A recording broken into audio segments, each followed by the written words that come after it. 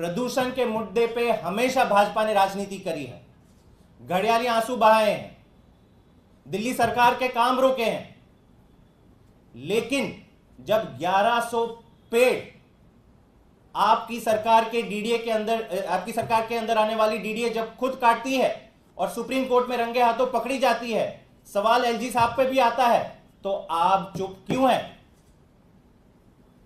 सवाल नंबर 2, जब यह साफ है, जब प्रमाण है कि डीडीए के अफसर खुद ईमेल में क्लेम कर रहे हैं कि एलजी साहब गए वहां पर उस एरिया में छतरपुर के और वहां उन्होंने वर्बल ऑर्डर्स दिए कि ये पेड़ काटिए, तो साफ है कि एलजी साहब की भूमिका इस क्राइम अगेंस्ट नेचर में बहुत बहुत साफ है। तो सवाल भाजपा से पूछना चाहिए कि क्या आपके दबाव में एलजी साहब ने ये पेड़ कटवाए? एलजी साहब पर किसने प्रेशर डाला? किसके कहने पर एलजी साहब ने ये 1100 पेड़ कटवाए? इसका जवाब दे भाजपा। तीसरा सवाल, सुप्रीम कोर्ट लगातार डीडीए से पूछ रहा है कि साफ कीजिए कि किसने ये ऑर्डर्स दिए हैं पेड़ काटने के, लेकिन डीडीए के अफसर क्या कर रहे हैं? जवाब देने से बच रहे हैं, सुप्रीम कोर्ट के सामने फैक्ट्स रखने से बच रहे हैं। तो भाजपा इसका भी जवाब दे कि क्या भाजपा के दबाव में डीडीए के अफसर ये सारी चीज को रफा दफा करने के लिए लगे हुए हैं या किसके दबाव में? और चौथा, इस पूरी चीज के पूरे घटनाक्रम के दरमियान जो मैंने कहा कि दिल्ली सरकार भी आगे बढ़कर ये अकाउंटेबिलिटी सेट करना चाहती है कि फॉरेस्ट डिपार्टमेंट के ऑफिसर्स की क्या भूमिका रही।